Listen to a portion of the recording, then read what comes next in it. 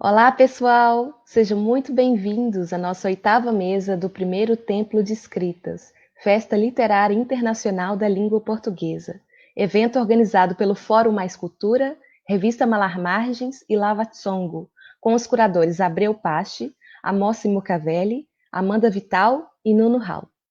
Abrimos, portanto, a nossa mesa Diversidade, Contaminações e Transferências nas Literaturas em Língua Portuguesa, com os participantes Ana Maria Martinho, professora na Universidade Nova de Lisboa, FCSH, e investigadora integrada do CHAM. Ana Paula Tavares, poeta, historiadora, professora na Universidade Nova de Lisboa, perdão. Elizabeth Olegário, poeta e assistente de investigação no CHAM, Nova FCSH. Noemi Alfieri, poeta, tradutora e assistente de investigação no CHAM, Nova FCSH. E moderador Hilarino da Luz, investigador contratado da Nova FCSH e investigador integrado do CHAM, Nova FCSH. Desejamos uma ótima mesa a todos e agora eu passo a palavra ao Hilarino. Obrigada. Muito boa tarde a todos. Queria, em primeiro lugar, dar os meus parabéns aos promotores desta iniciativa, o professor doutor Abreu Pache, a doutora Amanda Vidal, o poeta Amossi Mucavelli e o doutor Nuno Hall. Queria frisar que é para mim uma grande honra poder participar desta mesa e do evento. Bom, vamos ter cerca de 2 horas, sendo que esse tempo vai estar distribuído da seguinte forma. Cada preletora terá cerca de 15 minutos numa fase inicial para abordar a temática. Depois vamos ter uma segunda parte em que cada uma terá igualmente cerca de 5 minutos para outras abordagens resultantes da primeira parte e, portanto, resultante desta parte. E, por fim, vamos ter uma terceira parte que terá cerca de 30 minutos para respostas.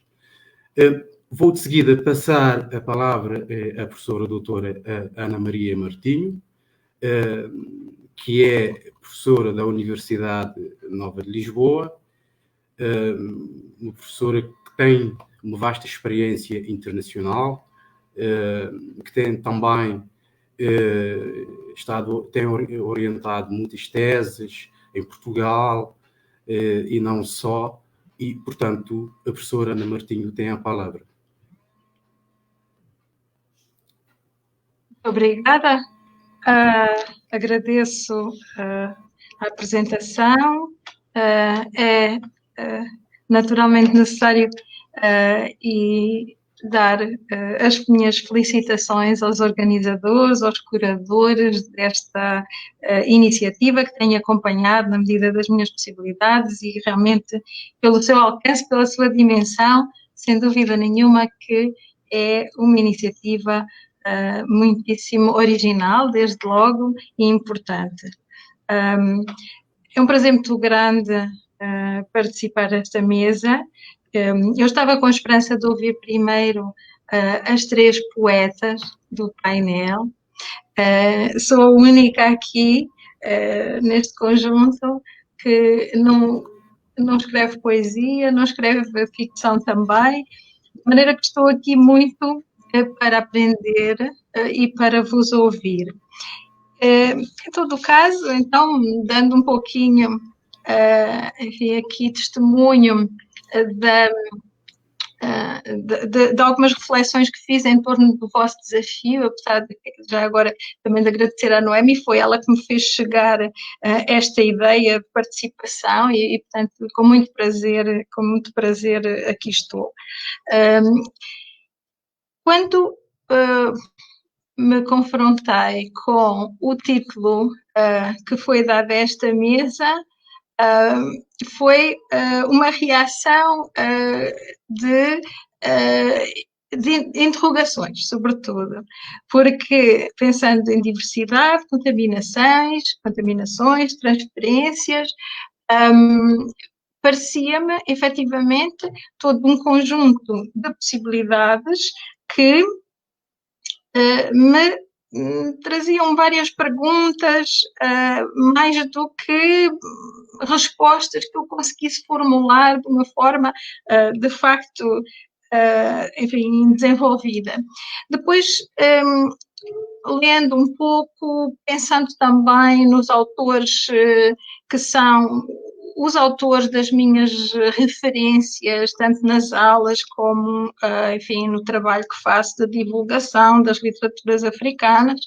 Uma dessas autoras está aqui presente, Ana Paula, que é uma autora que eu tenho estudado e que muito admiro. E ao pensar nesse conjunto que é, de alguma maneira, o meu arquivo pessoal, esta semana temos andado a falar muito de cânon e penso no meu cânon, que é no meu cânon mais ou menos pessoal para estas coisas, e fui buscar essas leituras, fui buscar algumas ideias que talvez possam ajudar aqui a deixar, enfim, desafios. Quando pensei, nomeadamente, na questão mais específica da diversidade, pensei, este é um problema que, sendo, enfim, uma evidência do ponto de vista da necessidade de incorporar diversidade de uma forma provavelmente mais significativa nas literaturas de língua portuguesa, e essa diversidade tem que ver com muitas coisas, como é evidente. Não estou a pensar, por exemplo, só em géneros, não estou, estou a pensar nos sujeitos de escrita, no tipo de interpelação narrativa e de cruzamentos de géneros, por exemplo, com que somos confrontados, o que é que verdadeiramente nos chega,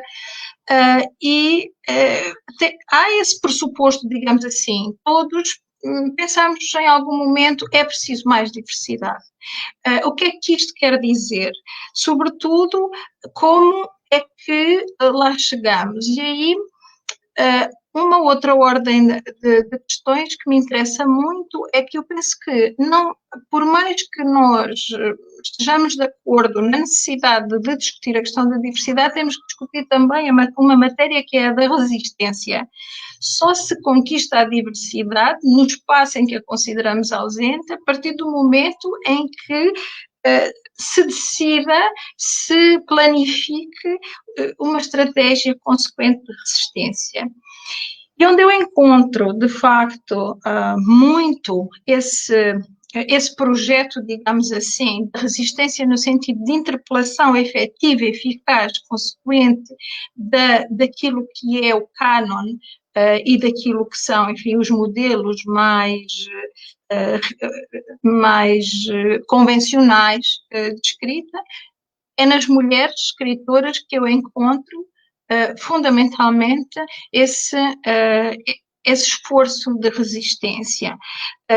Pode não ser absolutamente explícito, mas ele é seguramente relevante na minha perspectiva. Eu gosto muito de um vídeo que recomendo sempre, um vídeo da Ana Paula Tavares, sobre a sua primeira edição e o modo como essa edição, no fundo, quebrou uma série de normas, quebrou uma série de convenções, algumas delas de natureza, enfim, estruturante em termos de discurso dominante, e tomo sempre esse vídeo, que foi um trabalho que depois foi produzido pelo professor Filipe Zau, como um princípio interessante de discussão deste problema. Quando escrevemos, enfim, quando escrevem alguma coisa de novo, o que é que as mulheres escritoras trazem efetivamente como contributo e como mudança?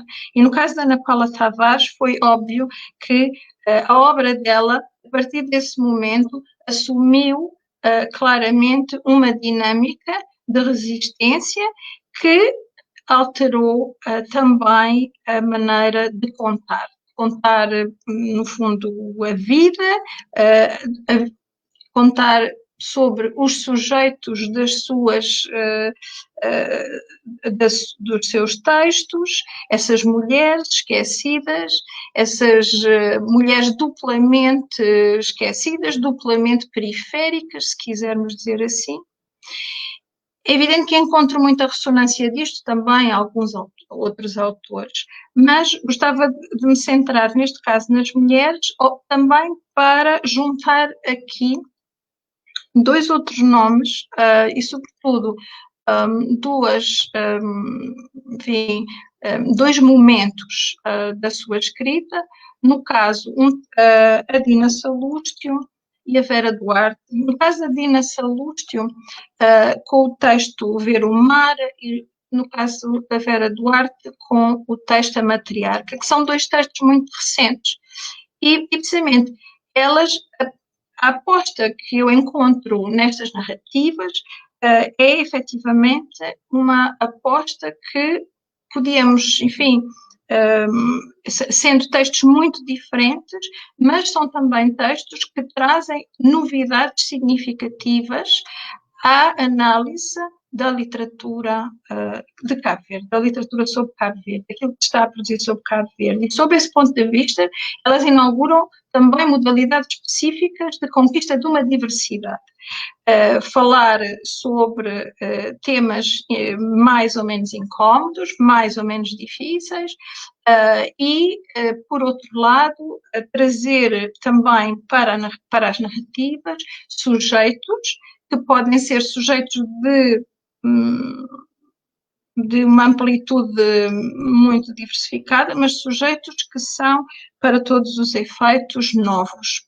Isto, de alguma maneira, são sujeitos que nos convidam a compreender modelos novos de emancipação. E isso, obviamente, que tem um retorno para a sociedade, se quisermos. Depois, uma outra possibilidade, quando estava a pensar sobre as questões de contaminações, sobretudo o modo como estes textos, muitos dos textos de literatura africana, nomeadamente, questionam a ordem natural ou questionam uma dimensão cartesiana da experiência. E, sobretudo, fazem-no porquê? Fazem-no de que maneira? Fazendo interpelações consequentes a partir de periferias e a partir enfim, no fundo, de diferentes formas de validação das memórias, dos arquivos individuais e dos arquivos coletivos partilhados, de como também os laços linguísticos se fazem e desfazem dentro de lugares que são eles próprios lugares de mobilidades múltiplas, e isto faz-me pensar, nomeadamente, num autor que também, obviamente, imediatamente à ideia, que é o Rui Duarte Carvalho, em que todas estas questões estão lá também na obra dele, não é? Todas estas ressonâncias estão lá. E quando vocês escolhem para o título desta mesa um termo como contaminação, aí este foi o que mais desafios me criou, mas parece-me também o mais interessante, porque é aquele que acaba por concentrar um conceito que é relevante para os três termos desta mesa, que é o de conflito. Na diversidade, a questão do conflito está, na contaminação, a questão do conflito naturalmente está, e na questão das transferências, obviamente, também está. E do conflito, obviamente, naturalmente, visto sob múltiplas perspectivas, mas fundamentalmente no sentido de ruptura, criação, recriação, reinvenção, diferenciação, modelos de diferenciação linguística, diferenciação discursiva, novas formas de falar sobre a memória, novas formas de falar sobre a leitura do outro e a leitura de mim no lugar em que estou, no lugar para onde vou, e portanto há todo este conjunto de movimentos, no fundo, transculturais, que têm no seu centro, se quisermos, sempre uma possibilidade de conflito que é mais dinâmica que se possa, enfim, conceber dentro deste quadro. Portanto, assim, em termos muito genéricos, eu gostaria de deixar aqui estas ideias talvez de partida e depois eventualmente voltar a algum destes tópicos, se for relevante falarmos sobre isso. De qualquer maneira, gostava só de dizer que fala-se muito dos fenómenos de globalização, eles entram necessariamente também aqui, sobretudo pelos eixos de relação entre o global e o local, como é evidente, e as diferentes possibilidades das afiliações locais, do ponto de vista cultural, e parece-me evidente que, por exemplo, um termo como transnacionalismo entra muito bem também como mais um elemento a juntar àquilo que estes três conceitos que vocês escolheram para esta mesa permitem dizer, permitem pensar e permitem organizar em termos de um debate sobre todos estes, toda a complexidade de todos estes diferentes temas em ação. Obrigado, professora doutora Ana Maria Martinho, portanto, professora associada da Universidade Nova de Lisboa, membro da Comissão Executiva do Departamento de Estudos Portugueses e investigadora integrada do CHAM. Muito obrigada pela sua explanação. Vou de seguida passar a palavra à professora doutora Ana Paula Tavares, que é, portanto, poeta, cronista, historiadora, portanto, e professora. É doutora em Antropologia, portanto, da História pela Universidade Nova de Lisboa, mestre em Literatura Brasileira e Literaturas Africanas de Língua Portuguesa. A professora doutora tem a palavra. Muito obrigada, Hilarinho. E muito obrigada a todos os organizadores. É realmente um projeto amplo que permite não só a discussão dos conceitos, mas de certa maneira uma atualização dos mesmos, saber o que é que cada um de nós pensa sobre eles e como é que lida com eles. Muito obrigada ao Hilarinho, já disse, e portanto agora posso dizer só no feminino a todas que estão aqui a acompanhar-me. Espero que a nossa conversa continue tão bem como começou com a Ana Maria. Olhar os três campos teóricos que foram propostos, é evidente, também como Ana Maria, que contaminações foi aquele que de imediato me chamou mais a atenção.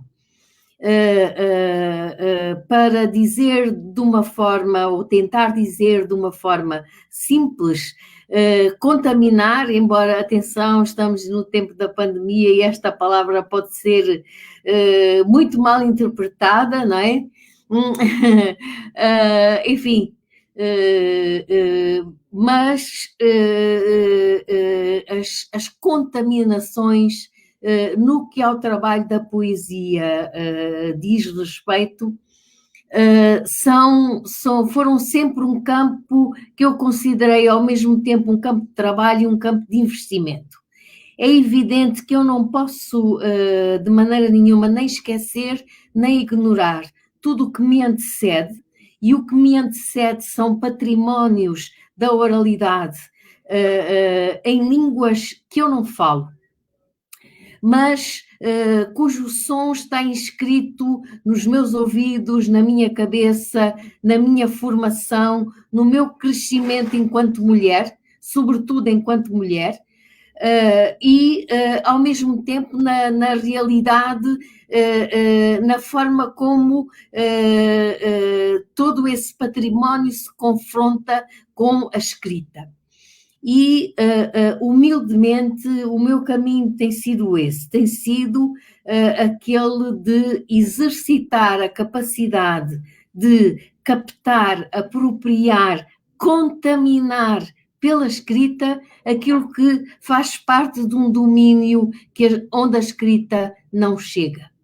Realmente não há nada que se compare a um canto, quando a voz, não é, esse instrumento magnífico, se solta do corpo e pronuncia uma série de palavras organizadas segundo uma certa perspectiva e que respondem a uma forma de olhar o mundo muito próxima de estados como orar, como agradecer, ou então os seus contrários, como maldizer, como afastar, não é? E portanto, toda a construção poética na qual eu fiz grande investimento foi uma construção que passa por esse conjunto de processos em que me aproprio de riquezas de falas que não são as minhas, muitas vezes, mas que eu tento compreender, e a forma de as compreender é apropriar-me delas e transformá-las em coisas que a escrita às vezes diminui. A dimensão das primeiras é muito maior que a dimensão das segundas. E também a arte e o engenho, não é? Por vezes não chegam para cumprir tudo aquilo a que me propus. Realmente há toda uma quantidade de provérbios, e um dos organizadores deste acontecimento, o Abreu Paz, sabe bem do que eu falo, não é? Há uma quantidade de provérbios, adágios, metáforas, que no cotidiano das gentes que não contam com a escrita para fixar a sua memória, são repetidos todos os dias. E isso tem um papel muito importante, isso contamina muitas das criações, das minhas criações. É claro que, postas as coisas desta maneira, eu não pretendo fazer nenhum tipo de etnografia, de nova etnografia. Eu não pretendo objetificar a palavra, não é? Apropriando-me dela, a palavra da oralidade, apropriando-me dela e submetendo-a à regra fixa da escrita. Não é isso que pretendo. Pode ser que às vezes erros meus, má fortuna, amor ardente, às vezes lá se fazem há algumas impossibilidades, algumas coisas não resolvidas. Mas este caminho depois necessariamente conduz-me à diversidade e à transferência. Quero dizer eu com isto que, embora já tenha muitos anos, não é? Eu não vivo no passado, eu não vivo no meu lugar de nascimento, E eu não sou apenas uma mulher de memória. Eu tento que aquilo que eu crie não seja apenas uma evocação dessas mesmas memórias, uma fixação dessas tábuas de memória, como se eu não pudesse deixar de viver sem essa mesma evocação. Eu vivo no mundo do cotidiano, sou todos os dias desafiada nesse mundo porque dou aulas e estou em contacto com gente muito mais nova e as pessoas mais novas desafiam no bom sentido, levam-nos por caminhos que por vezes nós não controlamos inteiramente. E, portanto, era o que eu queria dizer, era que eu não sou uma mulher apenas centrada e sentada no passado. A poesia é mais do que isso. E volto às contaminações, porque também faz parte desse universo de referências uma poesia que não é, ou poesia que não é igualmente produzida no meu local de referência principal, que é Angola, evidentemente. Angola, os seus povos, as suas culturas, as suas mulheres. Também há do resto do universo empréstimos que eu faço, falas das quais eu me aproprio, não é? E provavelmente contamino, aí já sou eu que contamino e não as falas que me contaminam, não é? Que eu contamino quando tento no papel dar-lhe uma nova vida. Não queria alongar-me muito, depois poderão fazer todas as perguntas que quiserem, mas gostaria de dizer que realmente na proposta deste encontro eu considero contaminações um vastíssimo campo teórico que poderíamos descodificar em vários patamares. É como aquela abordagem arqueológica da Terra em que nós vamos desbravando a Terra pelas camadinhas que se depositam, não é verdade? E que nessas camadinhas nós encontramos algumas muito direitinhas, mas encontramos vários tipos de contaminação. Portanto, eu quero dizer que todo o trabalho de poesia é um trabalho que aceita o outro, aceita a fala do outro, que nós, como dizia Nicolas Guillen, o velho poeta cubano que tanto influenciou os nossos primeiros panafricanistas, os homens da negritude, como dizia Nicolas Guillen, Dios me livre de inventar, pois não há nada para inventar, não é?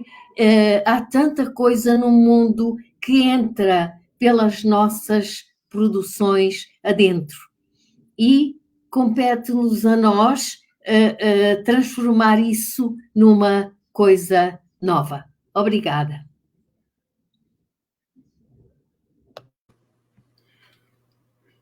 Obrigado eu, professora, portanto, que é professora convidada, portanto, na Universidade de Lisboa. Obrigado pela sua explanação. Vou, de seguida, passar a palavra à doutoranda Elizabeth Olegário, que é licenciada em Letras, Português e Literaturas pela Universidade Federal do Rio Grande do Norte, portanto, Brasil.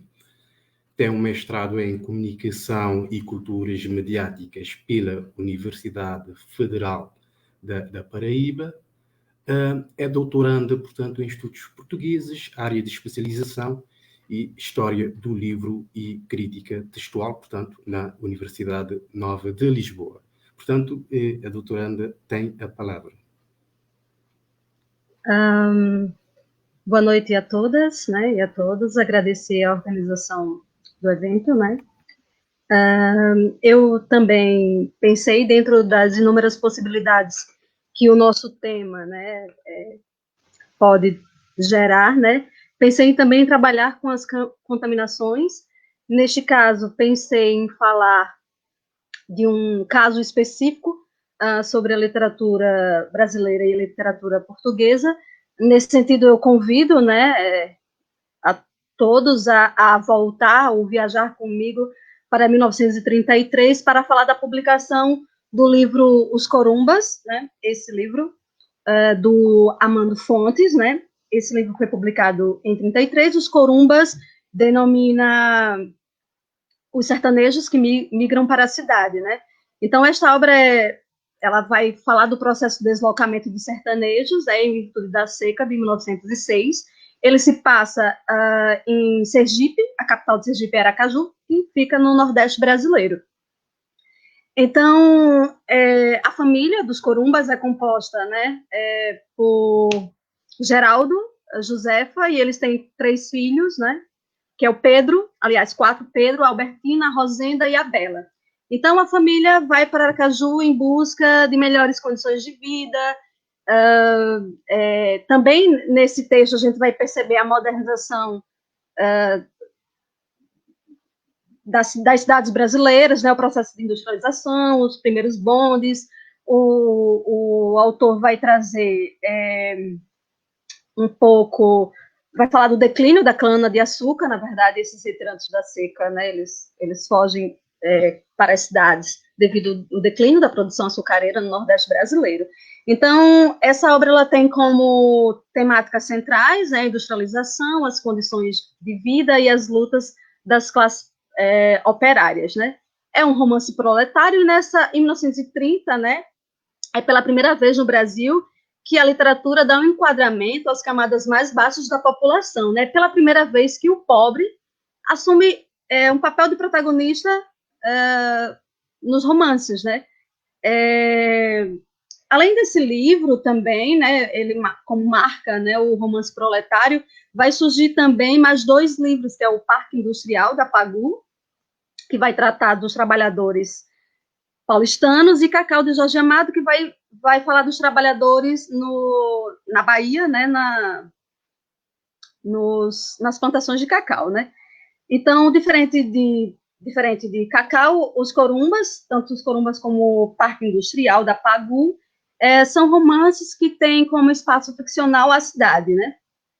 Então, assim, nesse romance é bem trágico, porque tudo dá errado, né, na viagem da família Corumba para Aracaju, e o Pedro, né, o filho, começa a trabalhar na fábrica, se envolve com os movimentos operários, participa, né, do movimento sindical ativamente. É lá que ele lê os primeiros textos comunistas, né, que tem contato com Trotsky, e entre outros, né. As 2 filhas, e por causa desse envolvimento dele, né, no movimento operário, ele é preso, e nessa época, a punição, né, para quem era preso era o degredo. Então, ele é deportado para o Rio de Janeiro.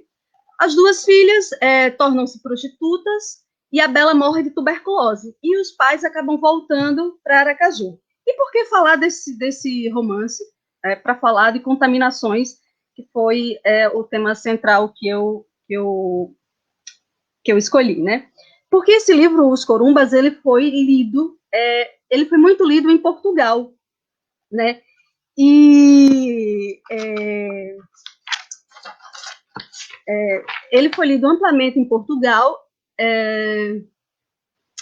e a partir dessas leituras, né, a partir das leituras desse livro, vai haver várias tensões, né?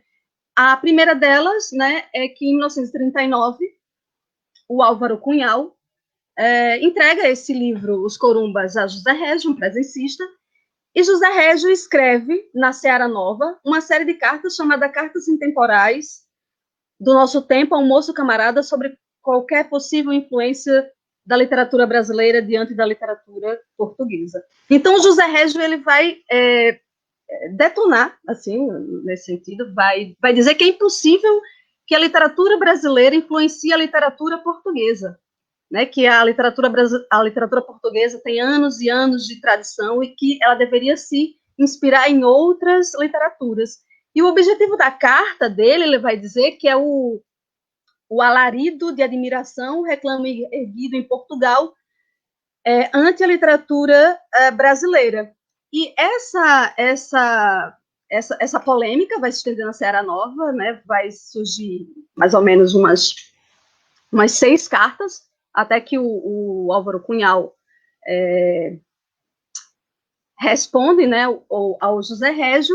E, assim, embora haja essas contaminações existam, né, os escritores neorrealistas portugueses, né, que foram os primeiros a lerem, né, o romance de intenção social brasileiro, eles, embora haja a penetração dessa literatura, mas essas contaminações, elas não existem sem tensão, né, sem provocar tensões dentro do campo literário. Então, assim, trazer essa obra para a gente pensar, né? As contaminações existem, mas que tensões se desenvolvem a partir, né, dessas contaminações, pensando hoje. Também a partir dos corumbas, né, o Fernando Namora, depois desse livro, né, depois dos corumbas, o Amando Fontes ele publica um outro livro que é A Rua do Siriri. E nesse livro, A Rua do Siriri, ele vai falar da marginalização das prostitutas, né? E aí, nesse mesmo ano, em 37, o Fernando Namora publica o primeiro livro, o livro de estreia Relevos, e nele há um poema chamado Rua do Siriri. Então, assim, há vários autores portugueses, né? Se a gente pegar de 34 a 40, sobretudo no jornal O Diabo, que vão lançar inúmeros textos. Apenas no Diabo, sobre a literatura brasileira, foram publicados mais de 170 textos sobre o romance de intenção social, né? E essa profusão de textos, ou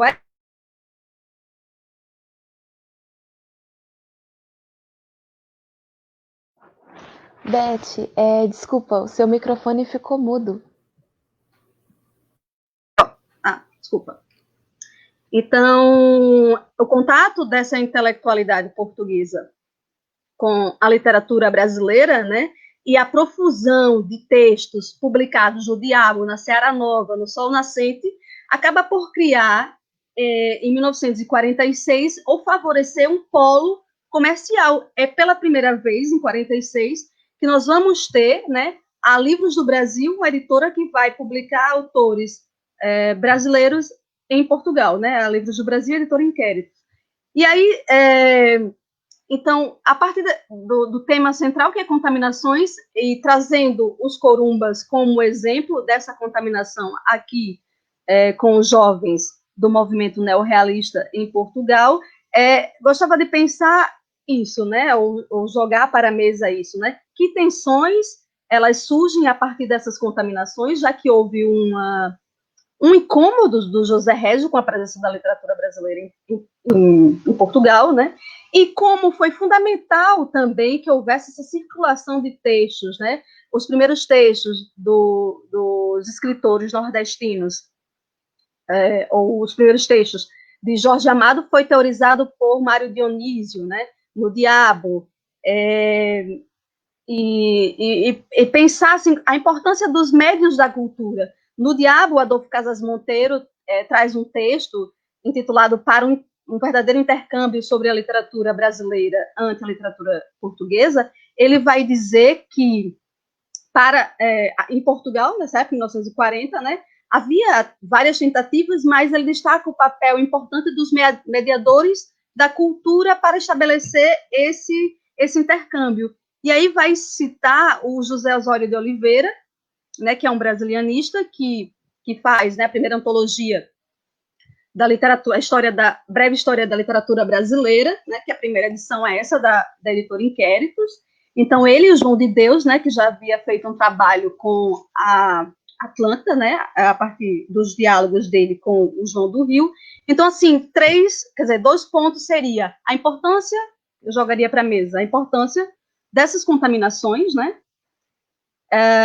a importância das tensões, né, porque o campo, a literatura é campo de batalha, né, terreno social, então vai haver tensão a partir do momento em que, sei lá, começa a difusão de determinados textos.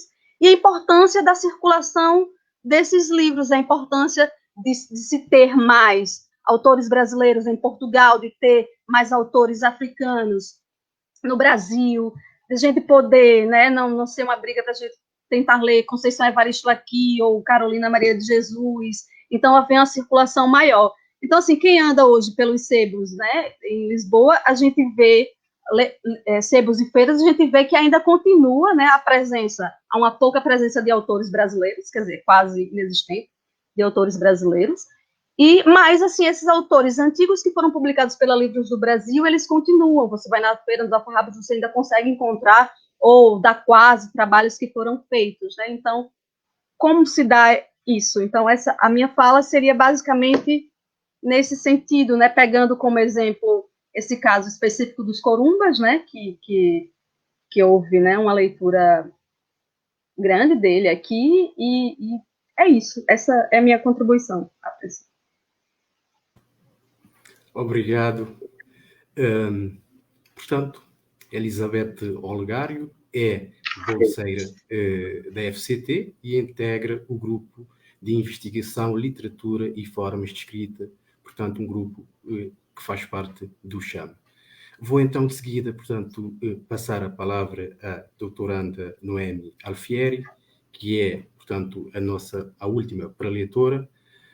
A Noemi tem formação em Línguas, Literaturas e Culturas Modernas pela Universidade de Turim, é investigadora do CHAM, Centro de Humanidades, e doutoranda em Estudos Portugueses com especialização em História do Livro, em Crítica Textual, pela Nova FCSH. Portanto, a Noemi tem a palavra.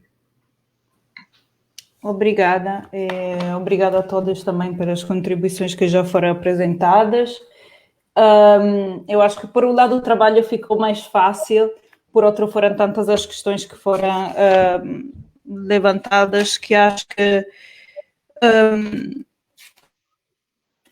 o campo se complica. A minha ideia era a de falar um pouco dos anos 50 e 60 e das circulações que há naquela época, num contexto em que num contexto de ditadura, num contexto de colonialismo, e acho que esta ideia de contaminações, a ideia que se calhar foi mais foi mais tratada e que por um lado também é mais problemática. Desde o meu ponto de vista, eu acho que interagem muito nesta época a ideia de contaminação e a transferência, entendida tanto como transferência a nível espacial, como transferência a nível de diferentes projetos literários, diferentes autores e também do género. A questão da tensão de que a Beth falou também é muito presente, porque nesta altura, obviamente, que há uma grande disputa sobre o que é que pode ser incluído no universo da literatura, entre aspas, em língua portuguesa, que também, pronto, era um assunto que na altura também não estava assim bem definido, né? Havia esta questão esta disputa do regionalismo, entre aspas, e há neste sentido vários projetos. Eu tenho trabalhado sobretudo projetos editoriais, né? Que roda à volta da Casa dos Estudantes do Império, nomeadamente a Mensagem e a coleção de autores ultramarinos, o projeto editorial da Embondeiro, que são 2 projetos que acontecem mais ou menos na mesma altura, né? Sobretudo a coleção de autores ultramarinos e a coleção Embondeiro, porque a mensagem realmente começa antes, apesar de depois ter uma viragem assim mais literária, mais para finais dos anos 50. E aqui acho que estes projetos, apesar de serem muito diferentes, não é? O projeto da coleção de autores ultramarinos é um projeto literário, sim, mas que está ligado, tinha condições diferentes de circulação, porque não era um projeto editorial tradicional, não é? Era um projeto que estava ligado à casa, que nasce como a Casa dos Estudantes do Império, que nasce como um órgão, uma associação do Estado, nomeadamente da Mocidade Portuguesa, mas que depois acaba por ter uma trajetória, né, completamente distinta. E publica poesia panafricanista, que é influenciada pelo panafricanismo, pelo negritudinismo, etc. Ao mesmo tempo, temos a Embondeiro, que tem umas dinâmicas de publicação diferentes, é um projeto editorial publicado em Angola, né, no Lubango, na altura Sá da Bandeira. É um projeto editorial, entre aspas, comercial, podemos dizer, né, registado, que também tinha vivia, por um lado, por financiamentos da Câmara, tinha esta questão também de financiamento da Câmara, enquanto a mensagem, as publicações da SEI tinham outro tipo de financiamentos que também eram presentes. E o que eu acho interessante aqui relativamente às contaminações é que há transferências, há autores que circulam por todas estas publicações, há outros que não, porque os projetos são muito distintos. A Embondeiro sempre reivindicou, pelo menos formalmente, esta ideia de, se calhar dizer arte pela arte é um bocado um exagero, mas de não a interferência dos editores em questões sociais, né? Enquanto a mensagem tinha uma postura completamente diferente, mas apesar de circularem autores entre as várias publicações, eu acho que aqui o que é interessante relativamente às contaminações, para retomar, é que, claro que nós podemos identificar quais são os autores influenciados, ligados às correntes panafricanistas ou negritudinistas, mas há outras questões, nomeadamente o internacionalismo e o lusotropicalismo, que também circulam por estas publicações todas, não é? E o que eu acho que é interessante para nós, hoje em dia, é que estas questões interagem entre elas. Nós temos, por vezes, a tendência, não é? Também por causa dos nossos interesses ou das áreas que trabalhamos, a usar compartimentos, não é? Para encaixar os autores e os projetos, mas realmente estas correntes convivem, ou seja, habitam o mesmo eixo temporal, interagem, entram em conflito, há tensões, e quanto à situação das mulheres, que também foi mencionado, uma coisa que eu acho interessante é que estes projetos se apresentam, pelo menos de um ponto de vista mais formal, como projetos, não explicitamente, mas projetos prevalentemente masculinos, mas a presença das mulheres na realidade é muito forte, não é? Há algumas mulheres muito importantes nas suas literaturas, a Alda Espírito Santo, a Noémia de Souza, a Alda Lara, a Margarido, que tem, talvez, nestas construções, uma posição, não tem uma posição de destaque, não é? Mas que são fundamentais, e é nelas também que encontramos todas as questões que são desenvolvidas pelos poetas, muitas vezes, pronto, pelos escritores homens, às vezes ultrapassando um bocado também estas divisões, não é? E é talvez mesmo pelo fato de estarem a interagir os vários fatores, não é? Ou seja, há vários fatores de tensão aí que interagem na própria escrita feminina, que não é só a questão do colonialismo, que não é só a questão da censura ou de uma ideia de internacionalismo, mas também tem a ver com a questão feminina, e com uma representação do mundo feminino na época, não é? E eu acho que estas questões são interessantes desde este ponto de vista, e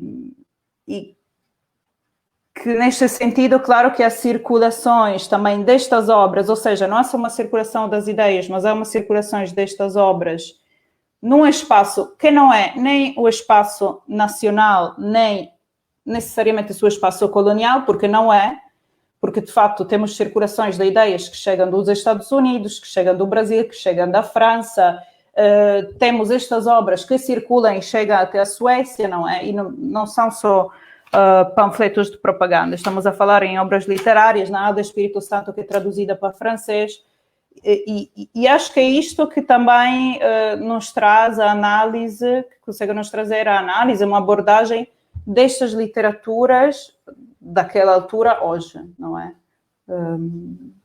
Acho que estes são os pontos que queria levantar. E acho que é isso. Obrigado, Noemi. Portanto, bolseira doutoramento da FCT, muito obrigado pela intervenção. Digamos que chegamos ao fim da primeira parte. Gostaria de destacar algumas palavras-chave numa fase inicial que a professora Ana Maria Martinho proferiu na sua intervenção, nomeadamente a questão das mulheres, a escrita feminina, uma referência, portanto, à dita escrita feminina, que também foi referenciada pela professora doutora Ana Paula Tavares. Portanto, ambas referenciaram o Rui Duarte de Carvalho, um autor que soube muito bem interpretar o contexto angolano, sobretudo o sul de Angola, um autor onde, por exemplo, a ideia do espaço era fundamental na sua escrita. A professora Ana Maria Martinho falou, por exemplo, nos modelos de emancipação, também falou na questão da globalização, entre outras questões importantes, portanto, que ela referenciou na sua comunicação, na sua intervenção. Aqui, portanto, gostaria de colocar, por exemplo, de provocar, entre aspas, a professora Maria Martinho, por exemplo, para tentar, quiçá, abordar a questão do espaço nesta temática, ou seja, uma vez que esta mesa, portanto, a 8ª mesa, se intitula Diversidade de Contaminações e Transferências nas Literaturas em Língua Portuguesa, gostaria de perceber qual é a sua opinião sobre a noção do espaço, digamos, nesta temática, usando a sua expressão, de que forma é que o espaço pode ter ressonâncias nas literaturas da língua portuguesa.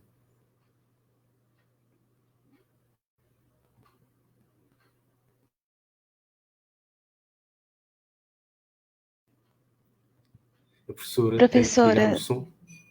O áudio, Sim. desculpa. Sim, obrigada. Obrigada por este sumário, por esta interpelação. De facto, a questão do espaço aqui é decisiva, aceitando alguns daqueles princípios que eu propus, nomeadamente relacionados com questões de transnacionalismo, que eventualmente podiam ser assim uma espécie de chapéu para a maior parte das outras referências que fiz. Um caso muito particular do ponto de vista do espaço neste sentido, agora vou voltar a Cabo Verde e às duas autoras que referi, tanto no caso da Dina Salústio como no caso da Vera Duarte, parece-me muito interessante que estes dois romances mais recentes façam, no fundo, uma espécie de desconstrução de sentido comum de insularidade. E isso é quase como se houvesse uma espécie de novo paradigma em construção. São dois romances extraordinariamente diferentes, não têm afinidades do ponto de vista estilístico, etc. Mas, por exemplo, no caso do romance de Dina Salústio, Ver o Mar, uma das questões de base é que o próprio espaço, o próprio lugar é uma personagem, ou é a personagem verdadeiramente. E em torno dessa personagem, o que me parece muito interessante é que ela vai, no fundo, contribuindo para desconstruir aquela ideia de uma certa excepcionalismo, uma certa nostalgia que está associada a essa figura da insularidade, no caso de Cabo Verde, e a relação entre o lugar e a diáspora, etc., que acaba por nos convidar a ir olhando para comunidades descentradas. E, sob esse ponto de vista, precisamente a circulação de conhecimento, a circulação das ideias, a circulação linguística, cultural, etc., na minha perspectiva, permite olhar para a relação entre o lugar que é Cabo Verde e a sua diáspora de uma maneira desconstruída. Penso que, no fundo, o trabalho da Vera Duarte como eu dizia, num alinhamento diferente, no caso a matriarca. De qualquer forma, ainda assim, ela acaba por, e aqui eu até me vou socorrer de algumas referências que vêm na própria edição, quando, por exemplo, ela fala da menina que é raptada, depois vai viver para a Ilha do Sal, e depois há toda esta mobilidade, que é uma mobilidade de natureza mais interna, se quisermos, mas não deixa também de trazer aqui uma série de imagens que são de circulação, mas de uma circulação em conflito. E recupero realmente aquele termo. Por outro lado, se quisermos, por exemplo, falou há pouco do Rui Duarte Carvalho, muito do trabalho dele é um trabalho centrado precisamente nas consequências das mobilidades, não é? Do ponto de vista territorial, das comunidades que, aliás, ele levou lá a visitar pastores, a dada altura, de forma muito clara, os pastores, as comunidades que baseiam o seu, enfim, no fundo, o seu exercício, enfim, político, cultural, etc., no princípio da mobilidade, em certos casos, transumância, noutros podemos lhe chamar nomadismo, que é também uma palavra que tem um lugar, né, talvez nesta circunstância. Basicamente, aquilo que ele nos propõe é olharmos para essas comunidades como comunidades que estão sempre, no fundo, estão sempre a ser empurradas para uma dimensão de leituras periféricas, que apontam para uma diversidade cultural. Aqui vou para o lado da diversidade, uma diversidade que não é acolhida, regra geral, na textualidade mais institucional, se quisermos chamar assim, mas o princípio da escrita dele é um princípio também muito baseado nas interrogações sobre o lugar a que se pertence, sobre as afiliações locais obviamente, interpelações com muitas consequências, como nós sabemos, sobre a ideia de nação e de Estado, não é? Portanto, enfim, em relação ao espaço, podemos ir assim em muitas direções. Escolhi estes autores neste momento porque me parecia que talvez pudessem aqui juntar alguma informação para o debate. Obrigado, professora. Portanto, a professora Ana Paula Tavares também referenciou a questão da tradição oral, também disse que não pretendo objetivar a palavra da realidade, se bem me lembro, não vivo no passado, no meu lugar de nascimento, vivo o cotidiano, digamos, sendo a professora natural de Angola, gostaria de perceber, neste caso, de que forma é que também a questão do espaço tem ou não influência na sua concepção poética. Ou seja, de que forma é que a sua origem pode ou não ter contaminações na sua produção literária.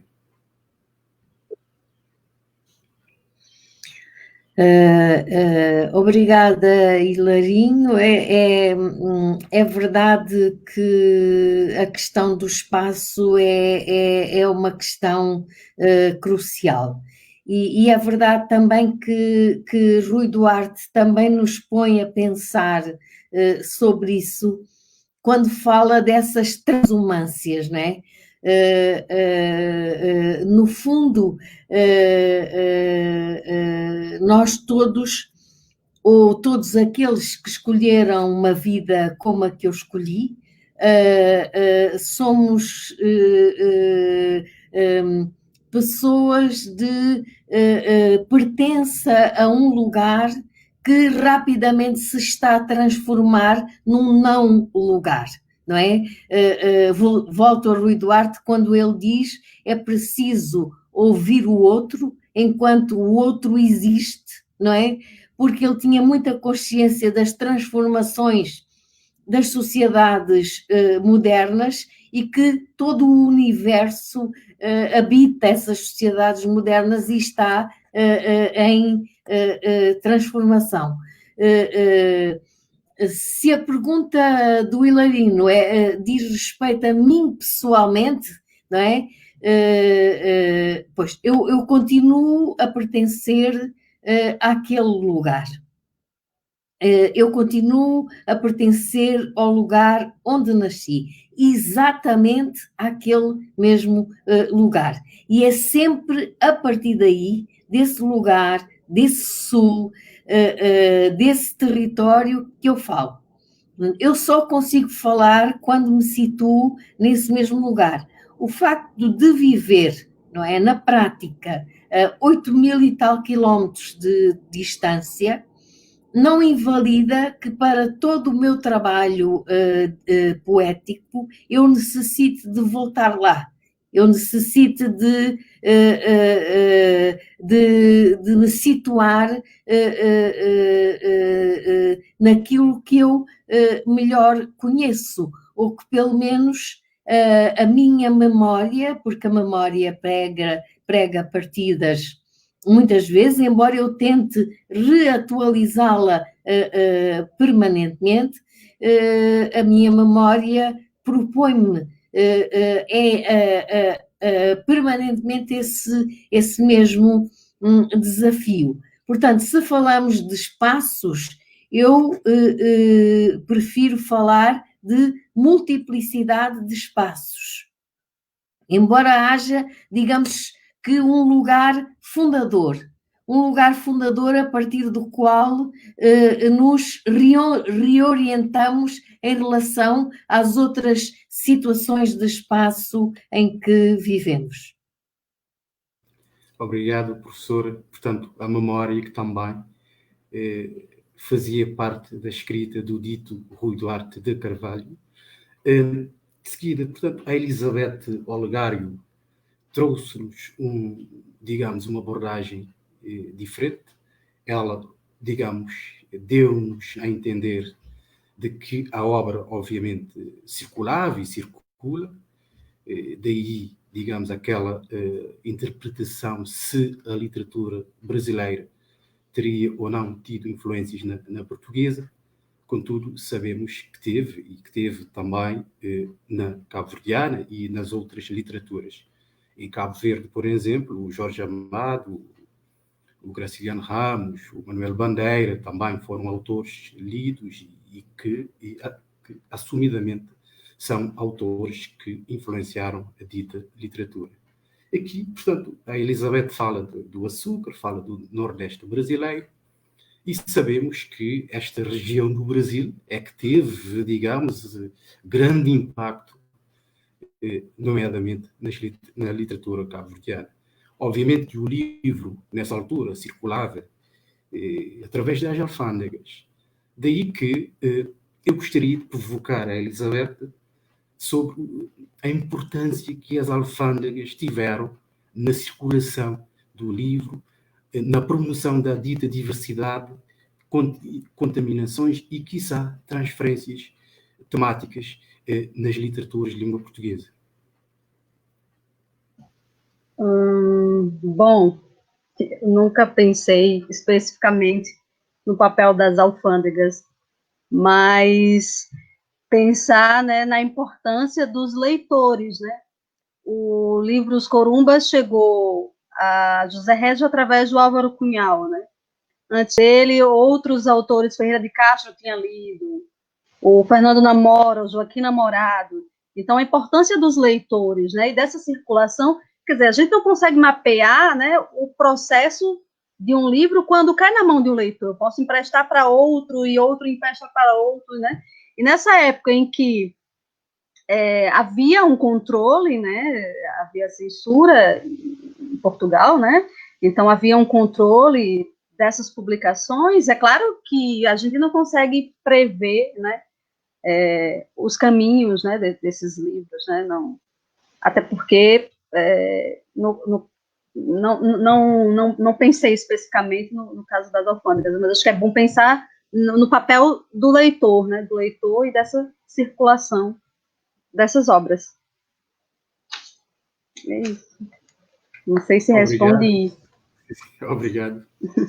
Portanto, a Noemi também fala num contexto, fala do contexto, neste caso, fala do colonialismo. Obviamente, quem fala do colonialismo fala, obviamente, da censura. Aliás, posso, por exemplo, citar a obra Famintos, do Luís Romano, que foi escrito em Cabo Verde, mas ele só conseguiu fazer a publicação no Brasil. Portanto, dando igualmente a ideia das transferências, dando e também a ideia do espaço, ou seja, a obra foi escrita em Cabo Verde, mas só conseguiu fazer a publicação no Brasil porque infelizmente enfrentou alguns problemas por causa do livro. Portanto, quanto a Noemi, gostaria de a provocar para abordar a questão da censura. Portanto, de que forma é que a censura pode ter prejudicado, digamos, de que forma é que a censura pode ter tido alguma influência na não publicação de livros, ou também que essa dita censura possa ter tido um reflexo na promoção do livro na altura. Uma vez que o livro, ao ter censurado, obviamente, suscitava algum debate público, o que acabava por, quiçá, por promover a própria obra.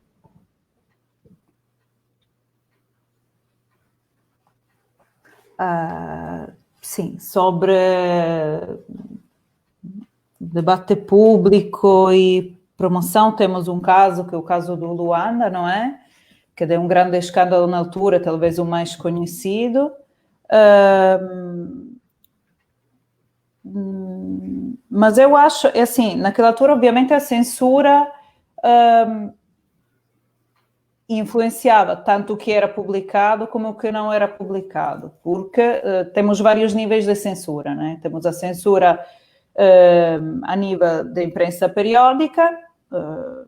Então, mesmo nas páginas literárias, o que é que isto implica? Implica que quando temos um crítico a escrever sobre um livro, este crítico já está a escrever o que acha do livro, apresentar o livro, sabendo que o seu primeiro leitor, em princípio, vai ser um censor, né? Isto é muito importante também, porque acaba por influenciar. Há uns debates críticos na altura muito acesos sobre várias antologias, poetas de Moçambique, sobre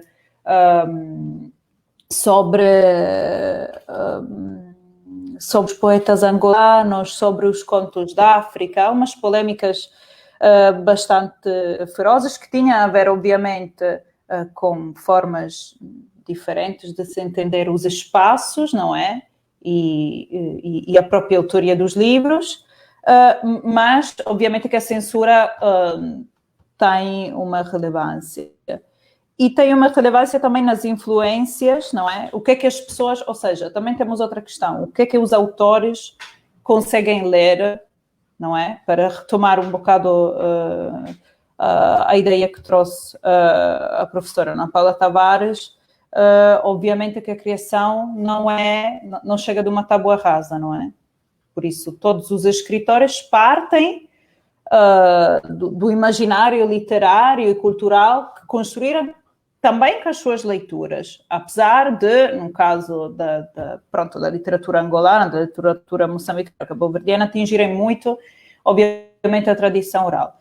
E também a questão da tradição oral, ou seja, aqui temos uma influência, a censura é omnipresente, porque temos a influência do que é que as pessoas conseguem ler, para depois os escritores, né, enquanto agentes culturais, conseguem ler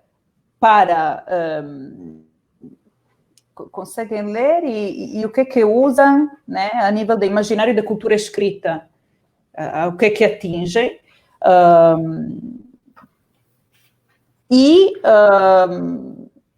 Temos a questão da circulação e, por outro lado, como a Larina estava a dizer, também temos a questão das circulações clandestinas, não é?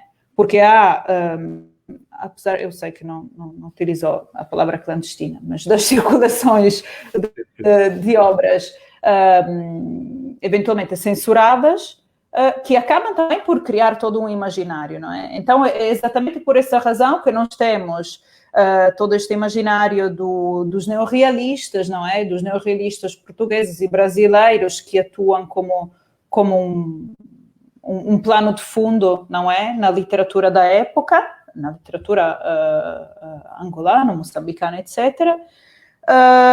E também temos toda esta espécie de, se calhar não é a palavra exata, mas estava a pensar em contracultura, mas contracultura talvez não seja a palavra certa. Temos toda esta cultura literária subterrânea, de alguma forma, que é a cultura de todos os autores que estavam proibidos, mas que estão presentes e que voltam, e aqui não estou a pensar só em autores portugueses ou brasileiros, mas também em autores que vêm de outros lugares, russos ou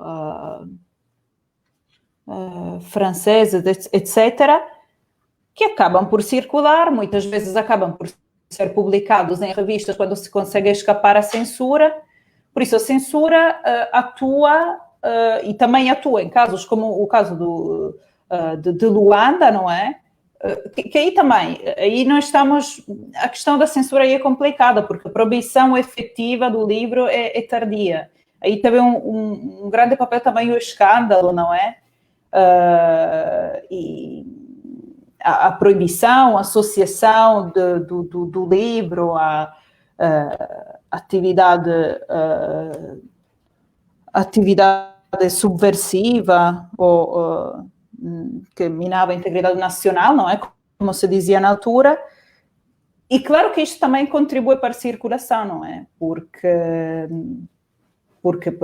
para a celebridade de algumas obras, porque obviamente tem um tipo de atenção que de uma forma muito simples o regime quer proibir isso, então vamos ver o que interessa aí, não é? E isto acontece com várias obras, e é determinante para várias obras, e mesmo para a sua circulação internacional, não é? Como acontece também com alguns textos do Mário Pinto de Andrade, não é? Então, o que o regime não quer que circule, provavelmente é o que é contra o colonialismo, o que é antifascista, etc. Por isso interessa ler, não é?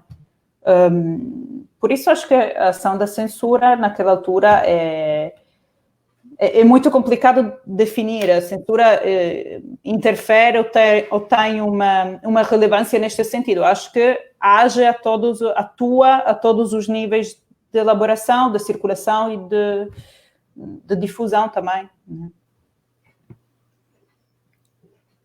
Obrigado. Eu destaquei igualmente, portanto, a quando da intervenção da Noemi, uma palavra-chave que é, neste caso, o contexto masculino. Obviamente, quando se fala num contexto masculino, e também referiu e bem, que, apesar de tudo, também encontrávamos as mulheres. No caso de Cabo Verde, em particular, a luta da mulher escritora também foi uma luta árdua e, obviamente, que tem estado a conquistar o seu espaço. Nós, por exemplo, o país teve a Maria Helena Spencer, que durante algum tempo escrevia e, infelizmente, numa determinada altura, ela não assinava os textos com o seu nome, portanto, o que denota que ela estava a enfrentar aquele contexto. Com o tempo, ela passou a assinar os ditos textos. Obviamente que teve que travar uma luta árdua, sobretudo porque nesse contexto, na altura, um contexto machista,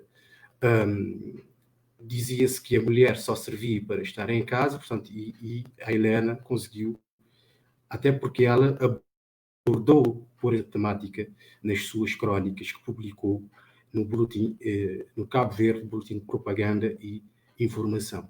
Dito isto, eu gostaria, portanto, de lançar uma pergunta, que não é uma pergunta, uma frase que eu gostaria que ambas que a comentassem, que é o papel da mulher, o papel da mulher, sim, nas literaturas da língua portuguesa, ou seja, que é basicamente tentarmos perceber qual é, se assim podemos dizer, o lugar, ou qual é o lugar da mulher nas literaturas de língua portuguesa, tendo em conta que, sobretudo nas literaturas africanas de língua portuguesa, ela acabou por enfrentar grandes problemas para se afirmar nessas sociedades. Sobretudo, lá está, ou seja, maiormente porque a mulher era vista como sendo a pessoa que só deveria tomar conta da casa. Podemos, por exemplo, começar de novo com a professora Ana Maria Martins.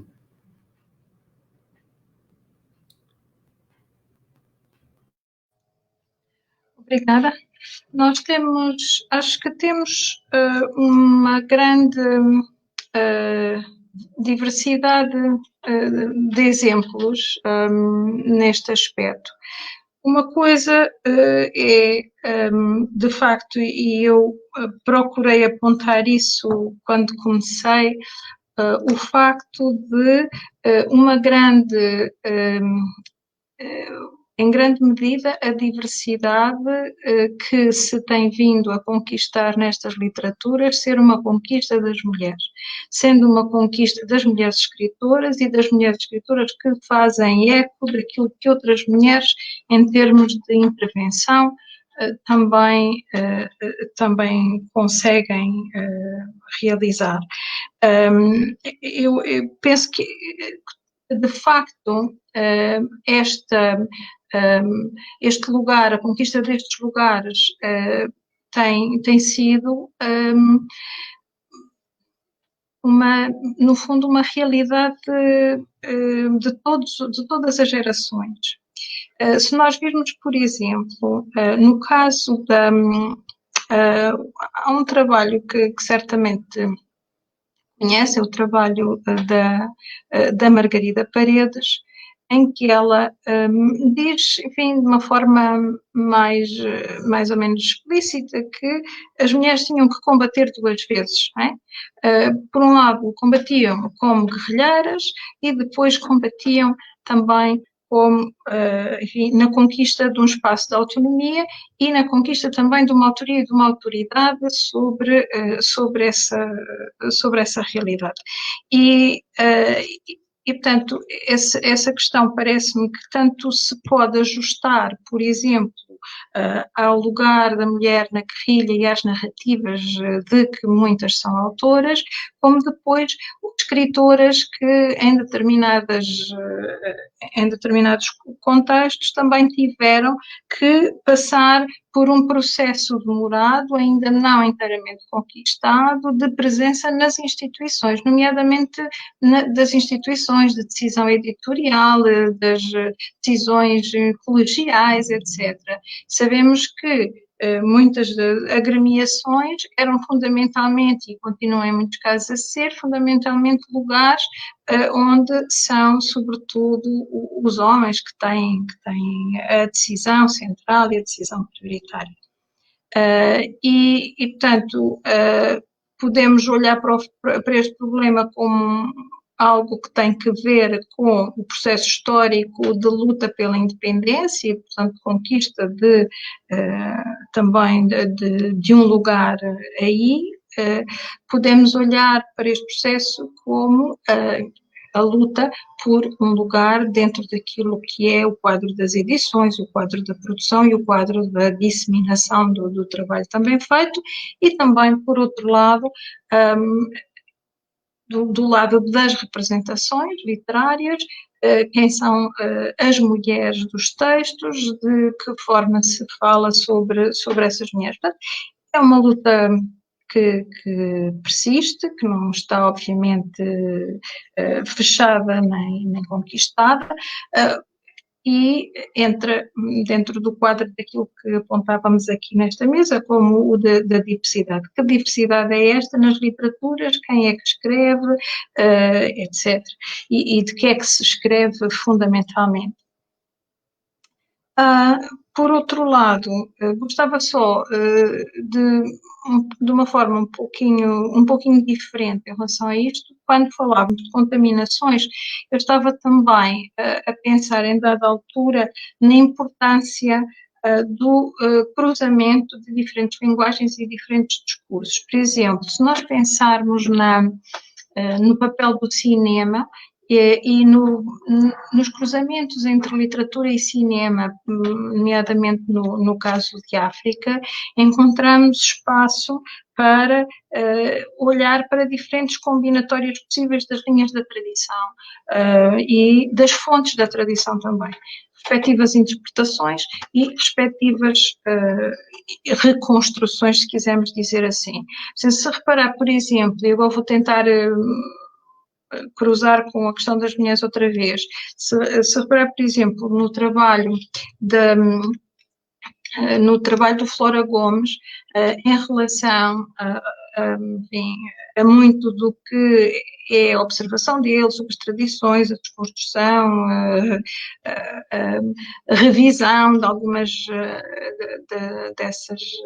dessas matérias, a mulher aparece sempre como uma figura central e uma figura que é efetivamente trazida para o centro, digamos assim, da discussão sobre mudanças culturais, sobre tradição, sobre heranças, e sobre futuro também, não é? E naturalmente também sobre futuro.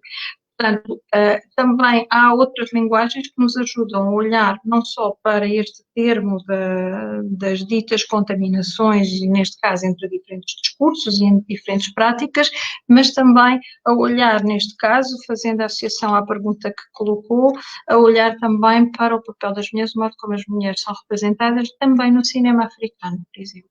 E aí temos, efetivamente, narrativas que se cruzam de uma forma muito dinâmica com outras narrativas que nós conhecemos do lado da literatura e do lado das práticas culturais também, realmente. Obrigado, professora. Portanto, vou, de seguida, passar mais uma vez a palavra à professora doutora Ana Paula Tavares.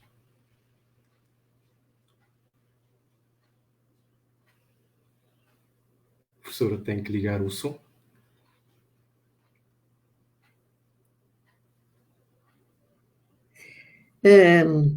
Continua a ser a mesma pergunta às mulheres, não é? Sim. Pois, se não é assim muito fácil nós caracterizarmos essa relação das mulheres com a escrita, não é? Continua também a ser muito verdadeiro que, como a Ana Maria referiu, tem sido a luta delas para mostrar pela escrita a sua própria vivência, e realmente eu encontro em todas as gerações mulheres que, com uma voz muito própria e muito original, dizem, escrevem sobre as suas realidades. E agora poderíamos voltar atrás, escrevem sobre o espaço, escrevem sobre a vida, escrevem sobre contaminações, escrevem sobre violência, e portanto eu acho que elas têm uma voz muito, muito original dentro, e eu reparo que eu estou só a falar das mulheres que eu conheço melhor, e que são aquelas que escrevem nos espaços onde se fala a língua portuguesa. Agora, é evidente que todo o poder da edição, o poder da venda, o poder da distribuição, mesmo o poder das alfândegas, que o Hilarino falava há bocado, está nas mãos dos homens, não é? E, portanto, são muitas barreiras a vencer, são muitos trabalhos a vencer, mas eu continuo a encontrar, mesmo nas gerações mais novas, uma originalidade que é realmente de ter em conta e de realçar.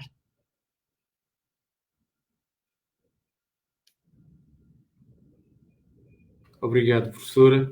Vou então, segundo a mesma lógica, passar a palavra a Elizabeth Olegário.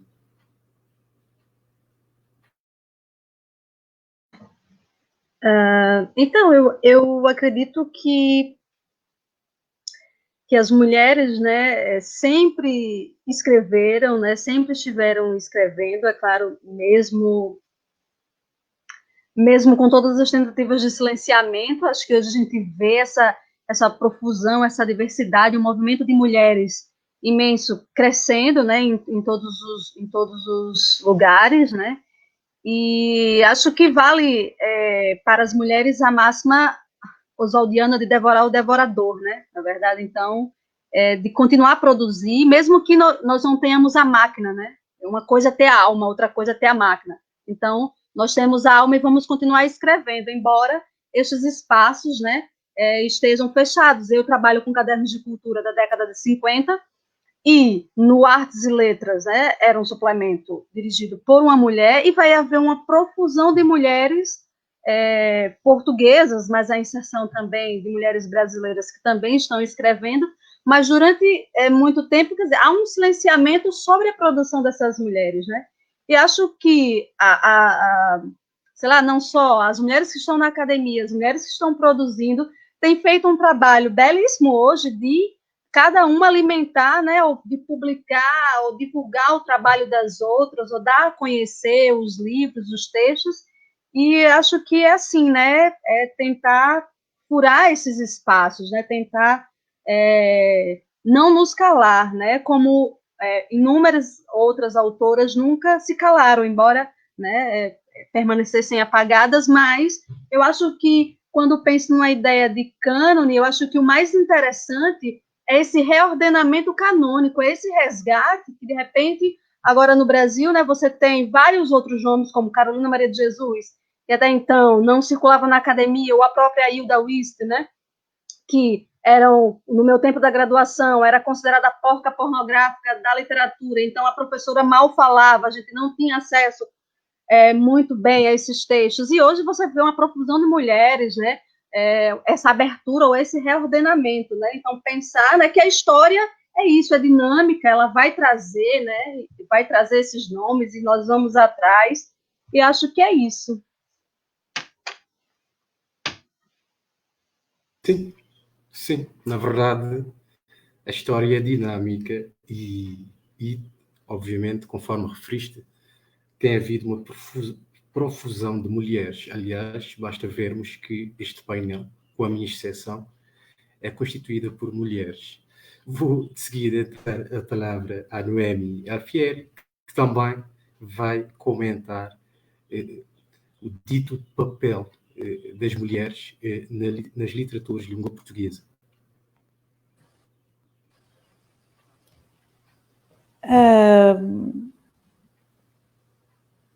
Eu acho que, seguindo um pouco a lógica dos comentários que já foram feitos,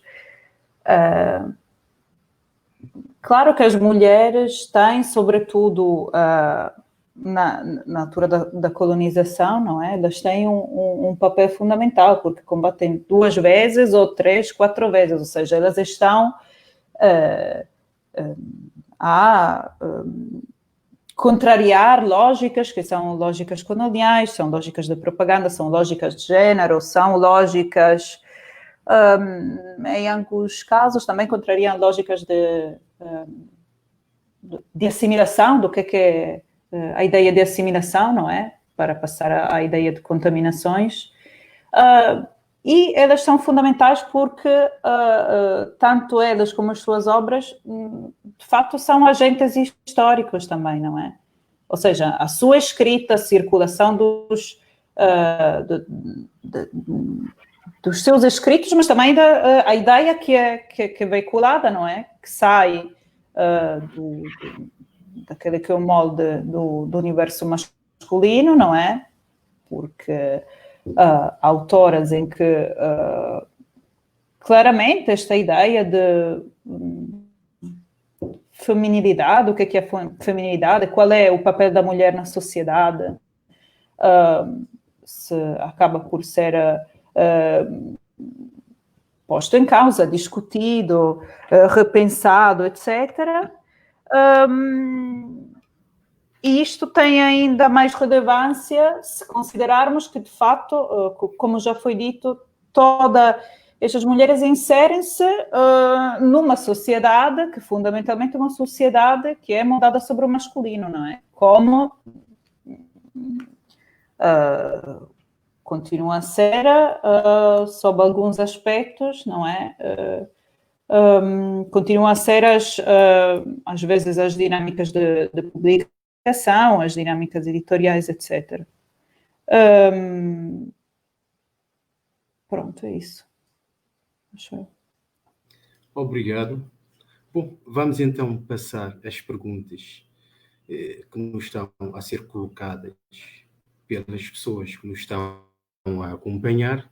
Temos aqui, portanto, uma pergunta do Fernando Guzman, que, portanto, nos pede para, em relação à censura, ele perguntou se é uma questão censura política estatal, sendo que, portanto, basicamente, o que ele pretende é que façamos um comentário do que ele colocou. Ou seja, com licença, eu não entendo isso. Censura é uma palavra muito forte em literatura. Censura política, censura del machismo editorial. Portanto, gostaria, então, em ambos, segundo o próprio, em ambos os casos, um erro terrível. Portanto, gostaria neste caso, de ouvir a vossa opinião sobre o comentário do Fernando Guzman. Podemos começar com a Noemi Alfieri. Portanto, sim. Obrigada. Eu não sei, mas suponho que nós, quando estávamos a falar em censura, estávamos a falar num contexto específico, não é? Que era o contexto da ditadura salazarista, da guerra colonial, etc., em que vigia um sistema estava em vigor um sistema de censura. A censura era um mecanismo integrado no Estado e talvez, imagino eu, não sei, mas seja a parte que ficou perdida. Pelo menos quanto a mim, eu estava a falar de um contexto legislativo e histórico bem preciso, que a censura existia, era um facto, uma prática e estava regulamentada, e era censura estatal, política, ambas, né? Fazia parte dos próprios mecanismos do Estado. Eu acho que, talvez, não sei, mas suponho que a pergunta fosse neste sentido. Talvez tenha ficado perdida esta questão, acho eu. Obrigado, Noemi. Sim, nós abordamos a censura num contexto. Sabemos que ela existiu, que muitas obras passaram, infelizmente, por esse processo. Se quiser, posso igualmente citar a revista Claridade, que também teve alguns textos visados por, entre outras obras. Aliás, conforme a Noemi referiu e bem, o livro Luanda, do Luandino Vieira, também foi censurado. Podemos citar muitos livros. Daí que julgo que a Noemi conseguiu responder, digamos, esta pergunta do Fernando Guzman. Não sei se mais alguém se quer dar a sua opinião. Julgo que, portanto, são livres para quererem ou não opinar sobre o assunto.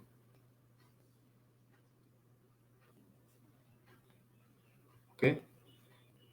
Portanto, vamos então.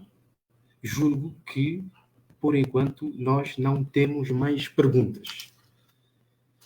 Com isso, diria que, estando nós num contexto específico, num contexto que exige alguma responsabilidade, ou mesmo exige a responsabilidade de todos nós, num contexto em que estivemos confinados, num contexto, quiçá, nós não sabemos quando é que isso vai passar, ou seja, estou a falar desta pandemia, uma vez que temos aqui 3 escritores, 3 poetas, neste caso.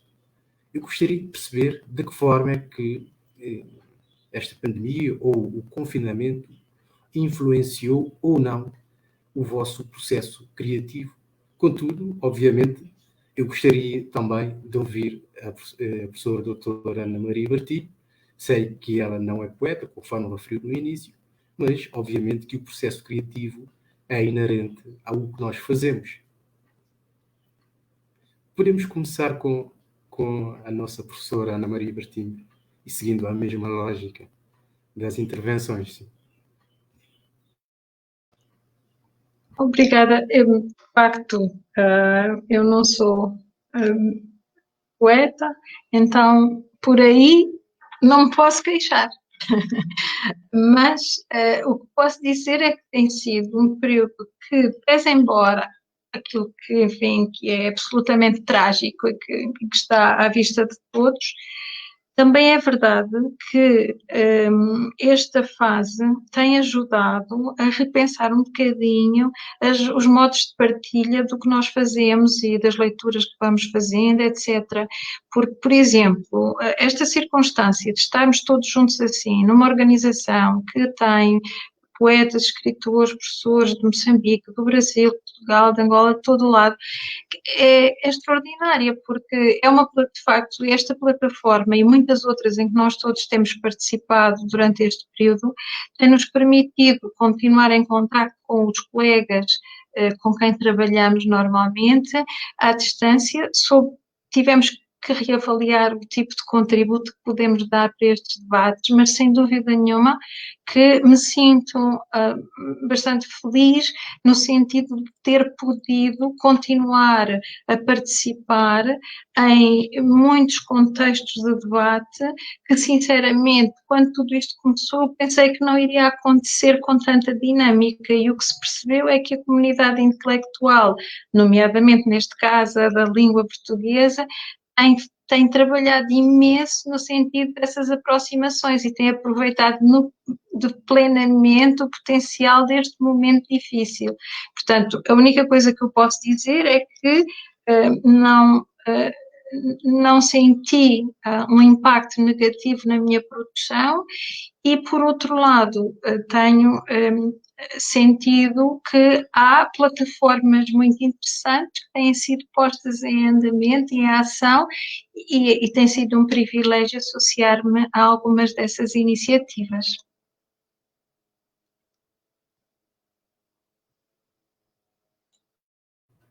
Obrigado, professor. Vou então passar a palavra à professora Ana Paula Tavares, que também é poeta, portanto, logo a professora passou, creio que, não sei até que ponto que este confinamento pode ter influenciado ou não o seu processo criativo. Muito obrigada, Hilarino.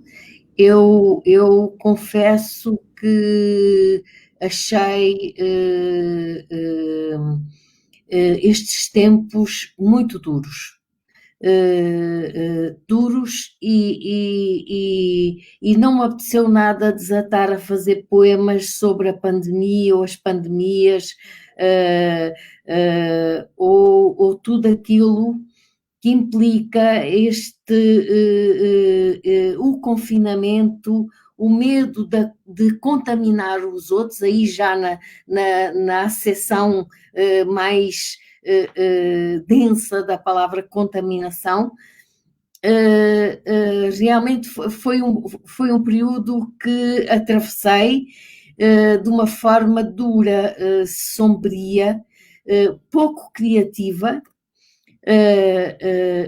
Considero que sim, que é muito importante que possamos estar todos a conversar agora, não é? Mesmo para dizer as coisas negativas que aconteceram. Sinceramente, em relação ao processo criativo, penso que ainda tem que passar algum tempo, ainda temos que digerir tudo isto para que alguma coisa que faça sentido possa ser passada para o papel. Isto é a metáfora, porque pode ser o computador ou outra coisa qualquer, não é? Do ponto de vista estritamente criativo.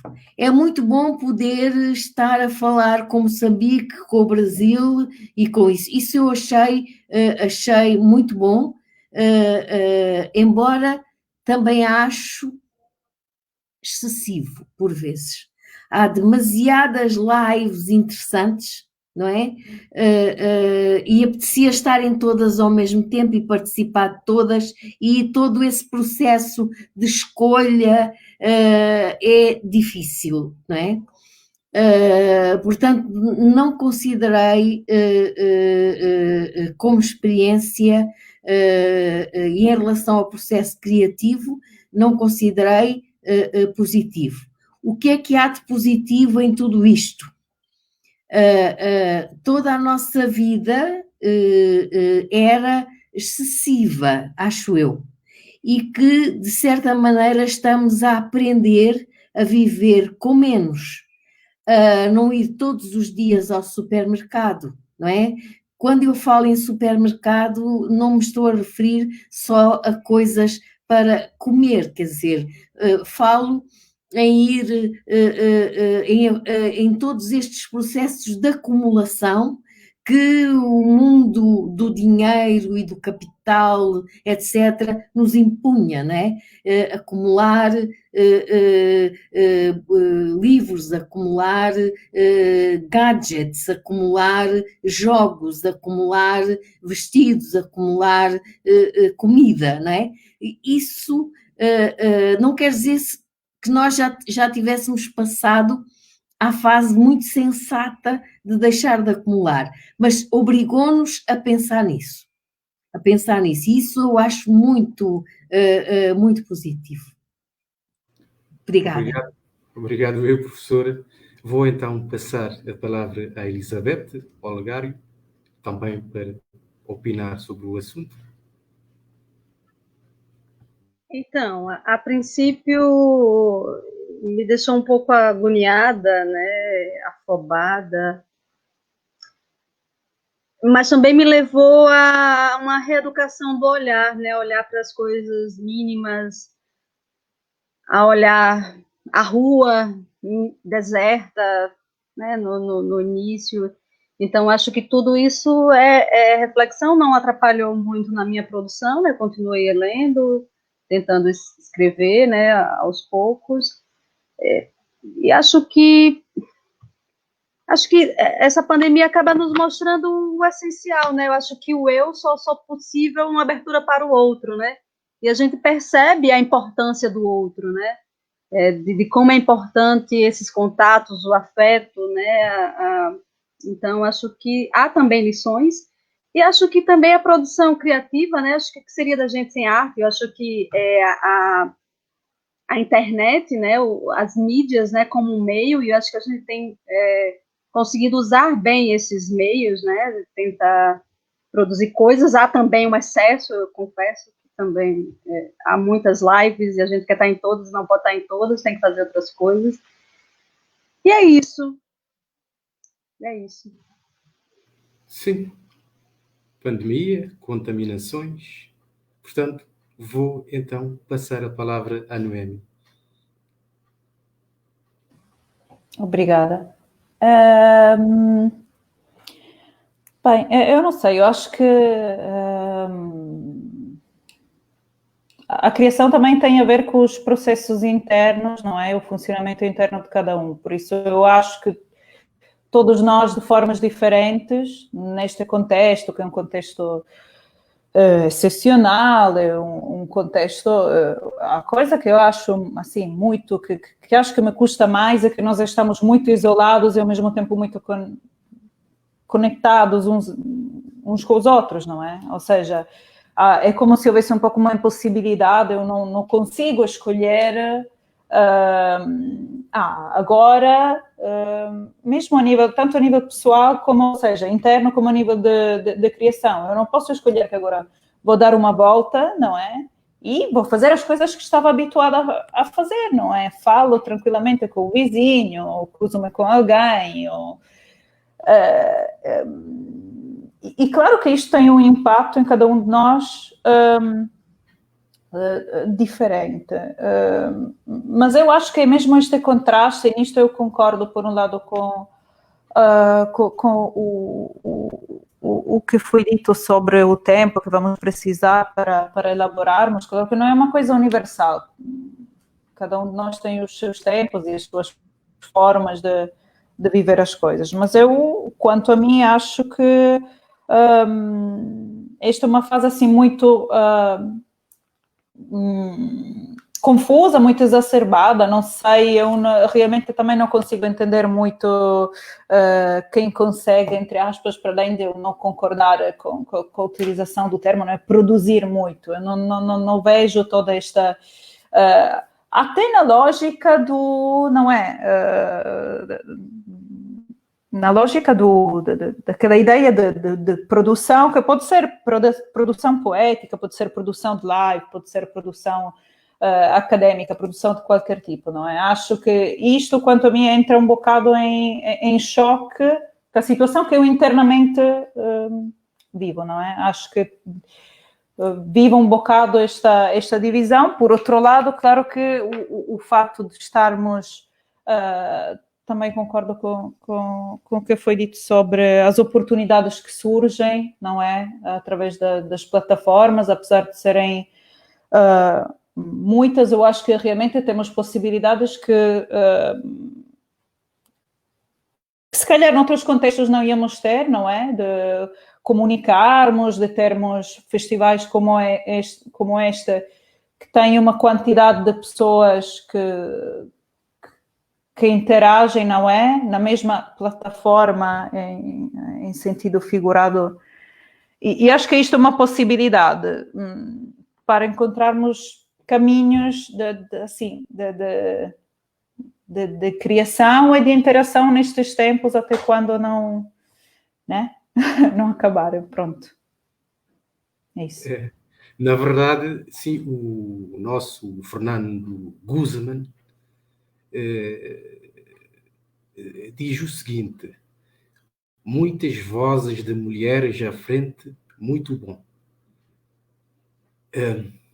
Portanto, não sei se querem opinar sobre este comentário do nosso Fernando Guzman.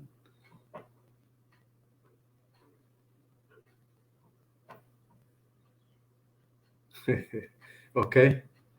Bom, julgo que não temos mais perguntas.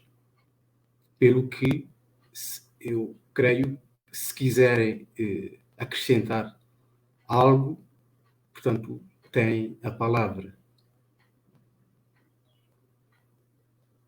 Bom, dito isto, não havendo perguntas, professora doutora Ana Maria Martinho, da Universidade Nova de Lisboa, Portugal, professora doutora Ana Paula Tavares, Angola e Portugal, da Universidade de Lisboa, doutoranda Elizabeth Olegário, do Brasil, também da Universidade Nova de Lisboa, Noemi Alfieri, Itália, também da Universidade Nova de Lisboa, e eu, Hilarino da Luz, natural de Cabo Verde, e, neste caso, também Portugal, igualmente da Universidade Nova de Lisboa. Só tenho que vos agradecer, mais uma vez agradecer a oportunidade que me foi dada para moderar esta mesa, e muito obrigado a todos e até breve. Pessoal, gostaria de agradecer. Me desculpe, Larino. Peço desculpas. Queria, portanto, encerrar a mesa, pelo menos segundo o meu papel de moderador. A doutora Amanda Vital tem a palavra. Vidal, desculpem. Peço desculpas. Pessoal, gostaria de agradecer, em nome da organização, pela presença de vocês. Foi uma excelente mesa, e de todos os ouvintes também que nos acompanharam. Peço que fiquem conosco no Templo de Escritas. Amanhã nós temos a nossa 9ª mesa, do que falamos quando falamos das literaturas africanas de língua portuguesa. Será nesse mesmo horário. Muito obrigada a todos, excelente noite, excelente semana. Obrigada. Obrigada.